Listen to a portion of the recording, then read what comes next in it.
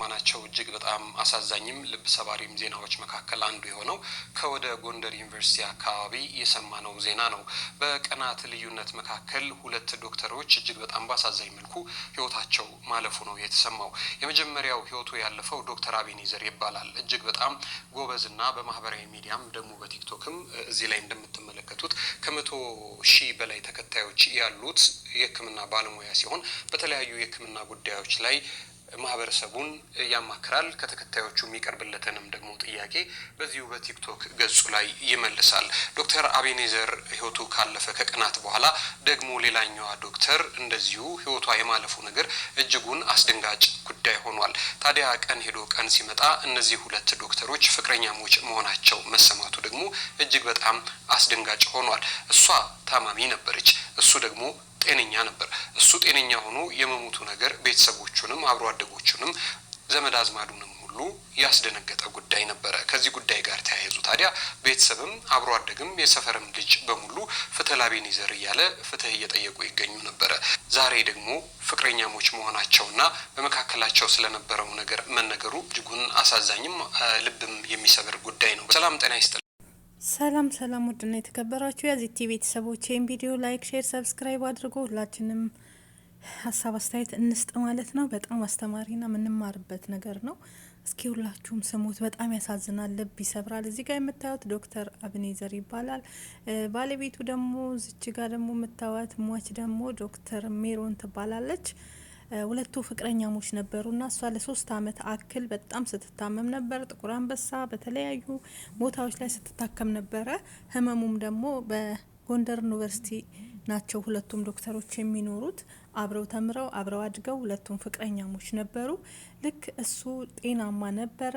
ምሳ አብልቷት ዶክተሮቹ እዚህ ክላስ መግባት አለባት፣ እዛ ሆስፒታል መተኛት አለባት ሲባል እህቷና የሜሮን እህትና እናቷ ህክምናው ሐኪም ቤት ውስጥ ማለት ነው እያስታመሟት ይገኙ ነበረ። እሱም ደግሞ ወንድማችን አቤኔዘር እሱም ሄዶ ምግብ አምጥቶላት ምሳ አብልቷት ነበረ። ምንም አልታመመም፣ ጤናማ ነው። እና እሷ ምን ስትለው ነበረ? እዋክህ እኔ አልተርፍም፣ አልድንም፣ የራስን ህይወት ምራ፣ እኔን ተወኝ፣ እንደማልተርፍ አውቃለሁ ስትል እኔ ካንቺ ምንም አይለየኝም፣ ተርፍ ያለሽ አይዞሽ እያለ እሷን ሲያጽናናና ሲያሳክማት አብሮ ሲንገላታ በእውቀትም በሙያውም የነበረ ወንድማችን ነበረ። ከዛም እሷ የዛን ለት ምሳ ሄዶ አምጥቶ አብልቷት አጉርሷት ምን ብሏት፣ ከዛም ራሴን እያመመኝ ነው ሐኪም ሄጄ ፓናዶል ገዝቼ ልምጣ ይለውና ዶክተር አበባው ለሚባል ጓደኛው ማለት ነው እንደዛ ብሎ ይነግረውና ማታ ላይ ይለያያሉ ከምሽቱ 3 ሰዓት ላይ። ከዛም ይህ ወንድማችን እንግዲህ እዚህ ጋር የሚዘምረው እሱ ነው እያጨበጨበ ያለው። ከዛም እንደዛ ብሎት ካጠገቡ ዞር ይላል፣ ይሄዳል ወደ ቤቱ ማለት ነው። ከዛም 10 ፍሬ ይዞ ይመጣል። እዛው ሆስፒታል ውስጥ በተኛበት ዶርም ውስጥ ነው እንግዲህ 10 ፍሬ ፓናዶል ይዞ መጥቶ በተኛበት ዶርም ውስጥ ማለት ነው ህይወቱ አልፎ ተገኘ ይሄ ዶክተር ማለት ነው። በጣም የሚያሳዝንና ልብ የሚነካ ነው። ምንም ሳይታመም በዛም ቤተሰብ ጓደኛ ሁሉም ሆስፒታል የጎንደር ሆስፒታል ምን አድርጎት ነው እና በሰላም እሱ እንዴት ሞተ እያሉ ልክ እሱ በሞተ በ3ኛው ቀን እሷ ህይወቷ አለፈ ማለት ነው። የእሷም ህይወት አለፈ የሜሮን ማለት ነው። እና ከዛም እንግዲህ መሞቱም የታወቀው ምንድነው ስልክ ሲደወል ስራ ሳይገባ ይቀራል። ከዛ ስልክ ይደወልለታል፣ አያነሳም። እንደገና እሱ አላነሳም ሲል ወደ ዶክተር አበባው ማለት ነው ወደ ጓደኛው ይደወላል። ዶክተር አበባው ተደውሎለት አቤኔዘር ስራ አልገባም፣ ለምንድነው ያልገባ ብለው በሚደውሉለት ሰዓት እስኪ ልደውልለት ይልና እሱም ሲደውልለት ስልኩ አይነሳም። ቀጥታ እዛው ሆስፒታሉ የሚያድሩበት የራሳቸው ክላስ አለ። ወደ ክላሱ ሲሄድ በሩ ዝግ ነው። በሩን በግድ ከፍቶ በሚገባበት ሰዓት ላይ እንግዲህ በሩን ገንጥለው ነው የገቡት ማለት ነው የተቆለፈውን። ወደ ክላሱ በሩን ሰብረው በሚገቡበት ሰዓት ላይ ልጁ አቤትም አይልም። ቢቀሰቅሰው ትከሻውን እየነካካ አልሰማም ይለዋል። ከዛም እንዴ ብርድ ልብሱን ብድግ ሲያረግ ከላዩ ላይ ከአፉ አረፋ ወጥቶ ህይወቱ አልፎ ነው የተገኘው ማለት ነው። እንግዲህ እውነት ፓናዶል ነው ወይ ምን ሆኖ ነው የሚለው እንግዲህ ለቤተሰብም ለሁሉም ጥያቄ ነበር መጀመሪያ ላይ ማለት ነው። ልክ እሱ በሞተ በ3ኛው ቀን ደግሞ ታማሚዋ ሜሮን ፍቅረኛው፣ እሷም ህይወቷ አለፈ። ፍቅር እስከ መቃብር ማለት እንግዲህ ይሄ ነው። እንዲህም አይነት ህይወት አለ። እናንተ ሀሳብ አስተያየት ስጡ። እንግዲህ ግማሾቹ እንዴት እሷን በዚህ ሁኔታ ላይ እያለች እያለ ነው። እዚህ ጋር እንግዲህ የምታዩቸው ዶክተሮች ሁሉም ፍትህ በማለት ፍትህ ለአቤኔዘር እንዴት ሞተ፣ ሆስፒታሉ ይጠየቅልን እያሉ ሲጮሁ ነበረ።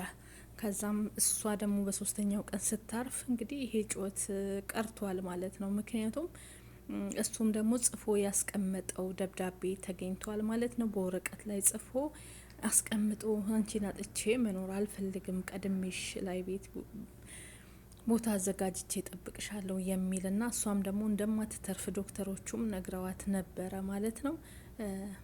ያሳዝናል። ሆስፒታል ውስጥም እንደተተኛም የተደረገው ግን ይሁን እንጂ በዛችው እለት በዛችው ቀንም የማይድን በሽታ ነው ተብሏል። 3 ወር ነው 3 አመት ነው እንግዲህ የታመመችው። በሽታው አልተገለጸም እንጂ የ3 አመት ህመም የነበረባት ናት እህታችን።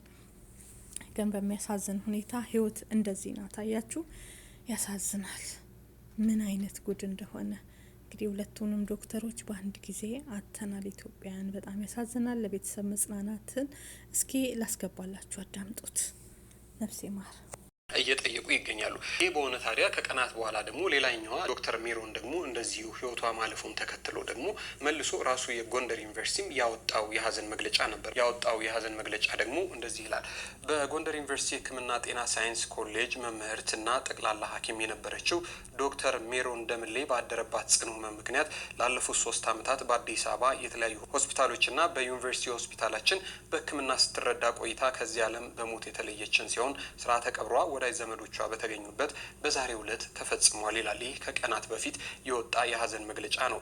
የጎንደር ዩኒቨርሲቲ ማህበረሰብ በውድ ባልደረባችን ዶክተር ሜሮን ህልፈተ ህይወት የተሰማውን ጥልቅ ሀዘን እየገለጸ ለቤተሰቦቿ፣ ለጓደኞቿና ለዘመድ አዝማዶቿ በሙሉ መጽናናትን እንመኛለን። የጎንደር ዩኒቨርሲቲ የህዝብ ግንኙነት ዳይሬክቶሬት ሲል ጎንደር ዩኒቨርሲቲ ደግሞ በዶክተር ሜሮን ህልፈተ እንደዚሁ የተሰማውን የሀዘን መግለጫ አውጥቶ ነበረ። ታዲያ ዛሬ ማለዳውን ጀምሮ ደግሞ በእነዚህ ሁለት ዶክተሮች መካከል የነበረውን የፍቅር ግንኙነት በተመለከተና የመጨረሻ ህይወታቸው አካባቢ በመካከላቸው ተፈጥሮ ነበር የተባለውን ነገር ደግሞ እንደዚህ ሲሉ አውጥተውታል። ይህ እጅግ በጣም ልብ ሰባሪ ጉዳይ ነው። እንግዲህ የሰማነው ዜና ምንድን ነው? በተለያየ ቀን ህይወታቸውን ያጡት እነዚህ ሁለት ዶክተሮች የፍቅረኛሞች እንደነበሩና እርሷ ደግሞ በተለይ ደግሞ በጠና ታማሚ እንደነበረች፣ እሱ ደግሞ እሷን በማበርታት በጣም ብዙ ይለፋ ይጥር ይግር እንደነበረ ነው። እሷ ደግሞ አይኔ አልተርፍም የራስን ህይወት ኑር ትለው እንደነበረ ነው እንግዲህ ዛሬ የወጣው መረጃ የሚያመላክተው። መረጃው እንደዚህ ይላል። ዶክተር አቤኔዘር ጌታቸውና ሜሮን ደምሌ በጎንደር ዩኒቨርሲቲ በትምህርትና በስራ ላይ የነበሩ ሲሆን በተቋሙ ውስጥ በነበሩበት ወቅት ሁለቱ የሚዋደዱ ፍቅረኛሞች ናቸው። ብዙዎች ይቀኑባቸዋል። የሚያውቋቸው ሁሉ የነበራቸውን መቀራረብና መዋደድ ደስ የሚል እንደነበር ይናገራሉ።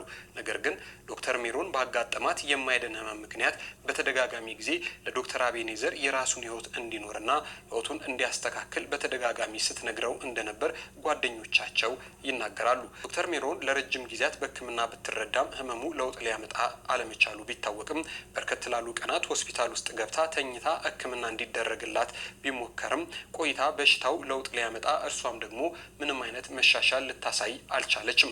ዶክተር ሜሮን ከ3 አመታት በላይ የቆየ ህመም ወይንም ደግሞ አኪዩት ሊቨር ፌለር እንደነበረባት ይታወቃል። አዲስ አበባና የተለያዩ ሆስፒታሎችና ጎንደር ሆስፒታል ስትታከም ቆይታ ታህሳስ 3 ቀን አልጋ ይዛ እንድትተኛ፣ ይህ ቀን ማለት ደግሞ ዶክተር አቤኔዘር ህይወቱ ያለፈበት ቀን ማለት ነው።